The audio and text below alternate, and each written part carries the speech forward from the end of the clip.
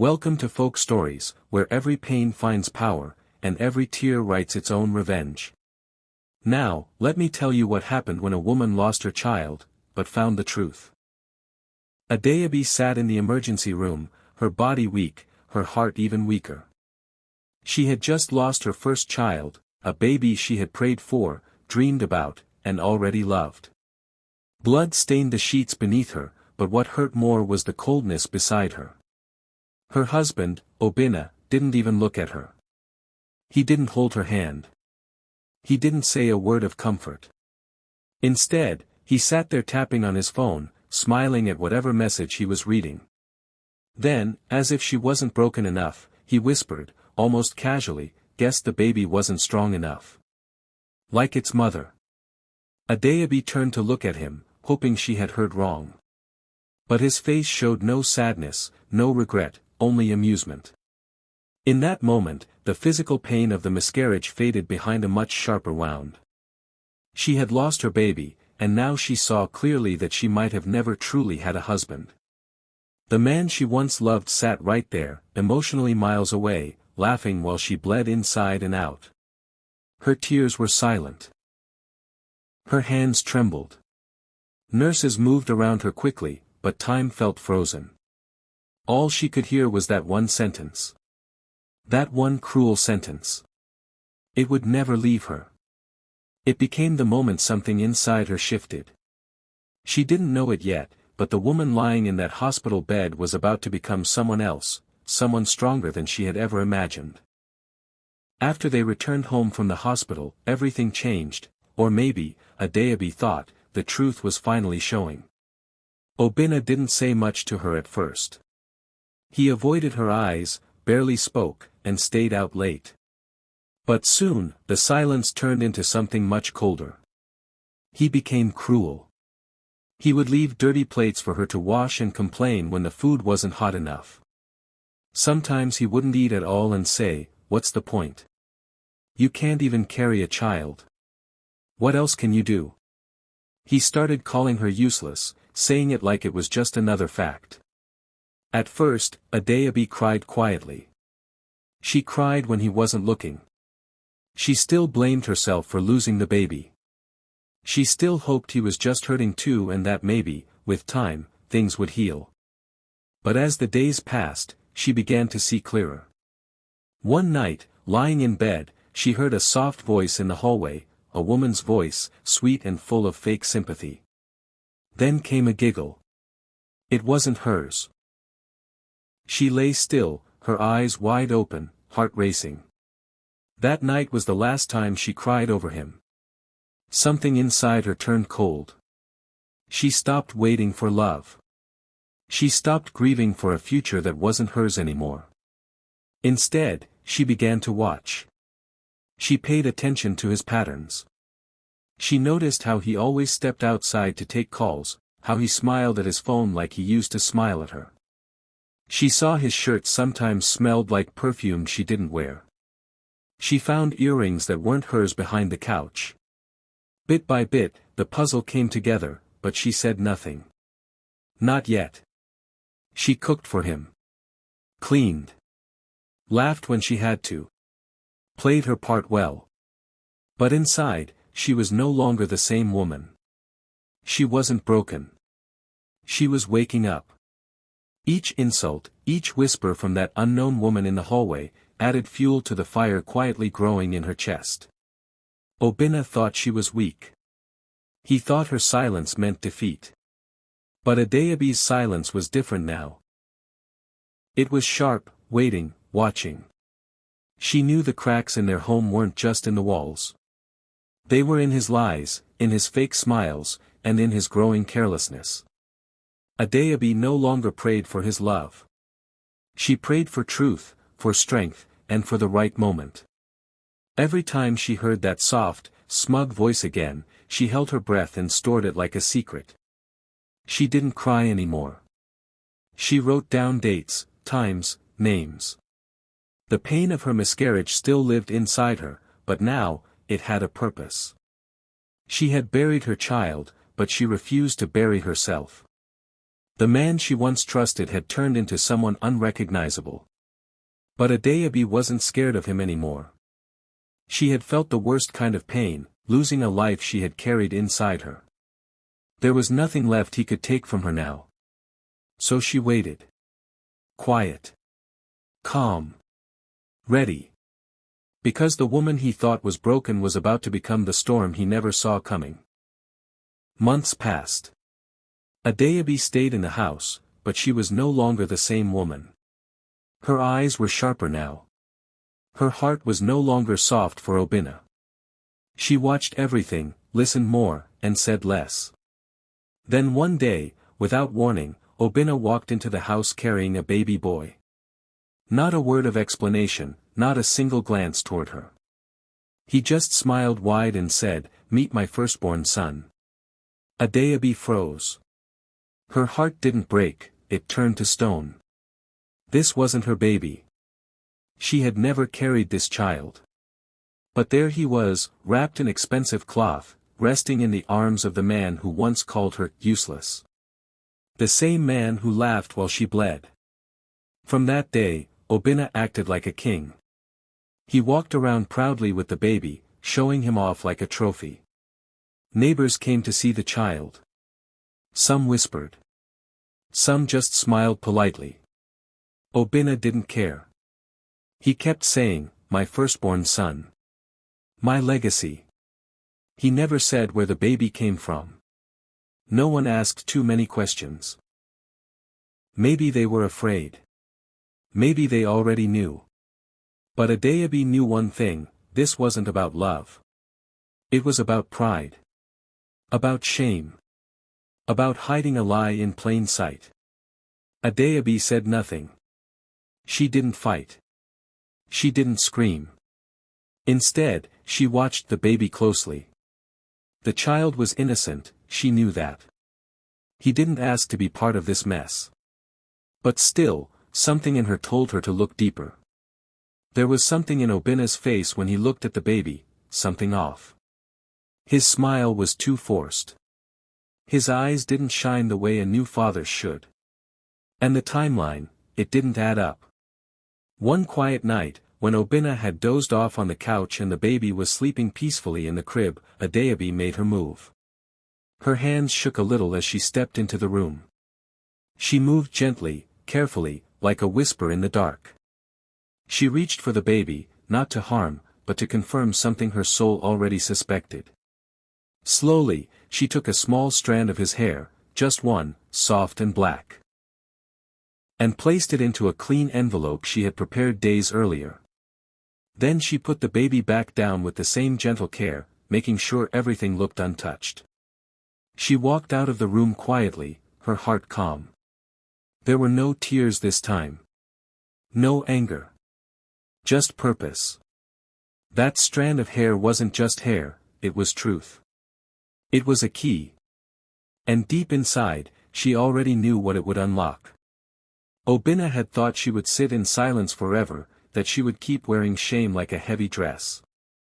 But what he didn't know was that Reby was no longer the woman he used to mock. She wasn't fighting for his love anymore, she was fighting for her own peace. She sealed the envelope. Tomorrow, she would go to a clinic in Enugu. And this time, she wouldn't cry. She would walk in strong, get the answers, and finally know if the lie was as deep as she feared. One thing was certain, the truth was coming, and Reby had no idea how loud silence could become. 3 weeks later, Reby sat quietly in a small waiting room inside a private clinic in Enugu. Her hands were cold, but steady. The envelope with the baby's hair had been sent for a DNA test, and now the results were ready. She had replayed every possibility in her head 100 times, but today, she would know the truth. She had traveled alone, without telling anyone, not Reby, not his family, not even her closest friend. This was something she had to do for herself. No more guessing. No more wondering. It was time for answers. The nurse called her name softly, and she stood up, straightening her simple dress. The hallway felt longer than it really was. Each step was heavy, but her heart beat with quiet strength. When she entered the doctor's office, a middle-aged man with kind eyes looked up from a file. He gestured for her to sit, then opened the folder in front of him. There was a long pause as he flipped through the papers. Then, without any drama, he looked at her and said, "Mrs. Okoye, the child is not biologically related to your husband." Adeobi sat still. No shock. No tears. Just silence. The words echoed in her head for a moment, and then something unexpected happened. She smiled. A real smile. The first one in months.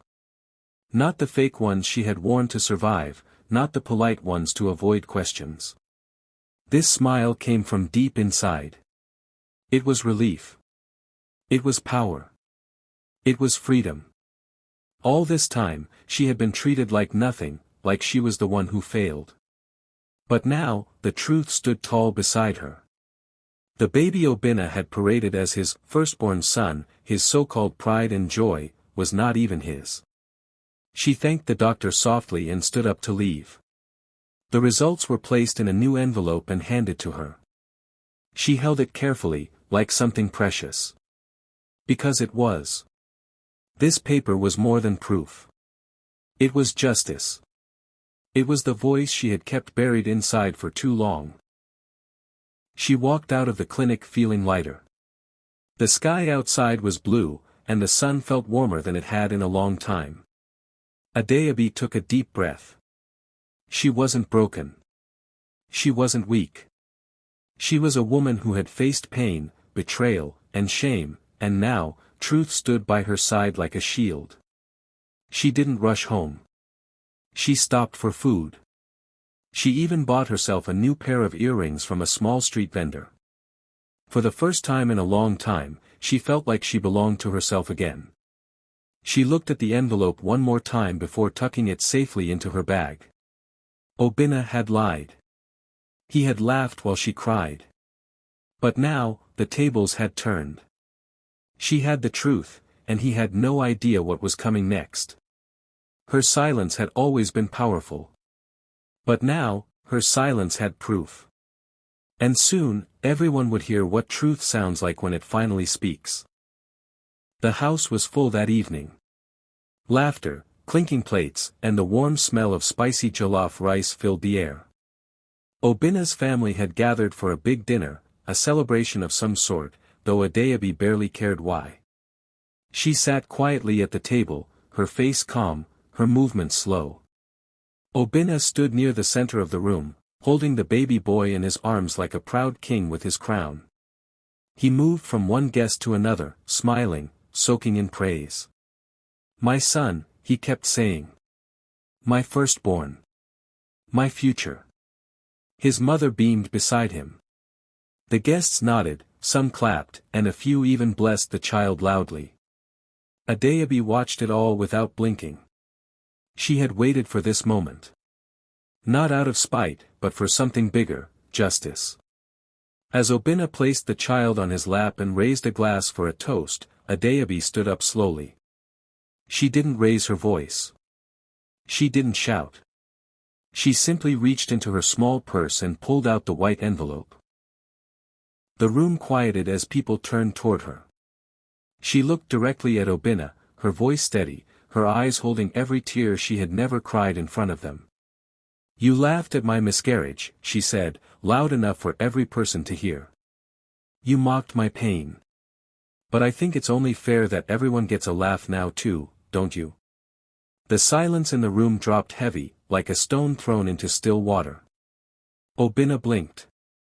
"What are you talking about?" he asked, the fake smile slipping from his face. Adeobi held the envelope higher. "This," she said. "This is the truth. DNA test. That child in your arms. He's not yours." Gasps echoed around the room.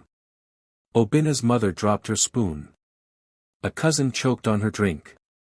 And the mistress, who had been standing quietly near the hallway pretending to help with food, suddenly stepped back like someone had lit a fire under her feet. Obinna stood up, the baby now awkwardly resting in his arms, his hands shaking just slightly. "You're lying," he said, but his voice was small. "Weak. Lost." Reby placed the envelope on the table like a gift. "You paraded a lie in front of everyone. You wore pride like a suit while calling me useless. But this is the truth you can't run from." She looked at the baby one last time. "He's innocent. He deserves real love. Not lies. But you deserve this moment." Then she turned to the guests. "I lost a child. I was laughed at. I was insulted. But today, I choose truth over silence. Because silence protects the liar. Not anymore." She picked up her bag, calm as ever. As she walked toward the door, she dropped the house keys on the table without a word. The clink of metal was the only sound in the room. And then she walked out, not with tears, not with pain, but with power in every step. Obinna had delivered pain, but she had delivered truth. And it was louder than any lie he had ever told. Obinna stood frozen, the baby still in his arms, but everything else slipping away. His mouth was slightly open, as if trying to find words, but none came out. All around the room, faces had changed. The smiles were gone. The laughter had vanished. His mother, who had just moments ago been proudly praising her grandson, let out a sharp scream, loud and broken, like something inside her cracked. She reached out toward Obinna, her voice rising in anger, confusion, and shame. "What is she saying? Obinna. Is it true?" she shouted, but he didn't answer. He couldn't. Across the room, the woman everyone had politely called a family friend, the one who always lingered too long and smiled too much, suddenly turned pale. Her hands began to shake. And before anyone could speak her name, she ran. Her heels clicked hard against the tiles as she disappeared out the door without a word, like a thief caught in the act. No one stopped her. No one cared. The secret was no longer hidden. The truth had burst open in front of everyone, raw, ugly, and undeniable. Reby didn't need to say another word. Her silence was louder than the screams. Her calm was more powerful than any insult ever thrown at her. She turned toward the table, picked up her small brown bag, and gently placed the house keys beside the untouched bowl of food. She didn't cry. She didn't look back. She just walked slowly, each step filled with grace and power. Every eye followed her as she moved. Some were filled with shock. Some with respect. And some, for the first time, with guilt. Obinna stood there, still stiff, still silent. His entire world had just been torn apart by the very woman he had once called weak. The lies he wore like armor had melted off. The pride he carried like a crown had shattered at his feet. He looked down at the child in his arms, suddenly unsure, suddenly small. The room he once ruled now felt like a cage. The family that once clapped for him now stared in judgment. The woman he thought would always stay, no matter how he treated her, had just walked out, not in defeat, but in full control. Outside, Reby felt the night air on her skin. It was cool and gentle, like freedom whispering across her face. For the first time in a long time, she felt light. She had walked through pain, through betrayal, through silence. But she had made it out stronger. Obinna may have laughed when she was at her weakest, but now, the final laugh was hers, silent, but full of victory. She didn't need revenge through anger or violence. She had delivered the truth, and it had done the work for her. Behind her, Obinna's world burned. In front of her, a new life waited, one where she didn't need to beg for love, or shrink herself for peace. She didn't look back. Not once. Because she knew what she left behind wasn't a home. It was a cage. And now, she was free.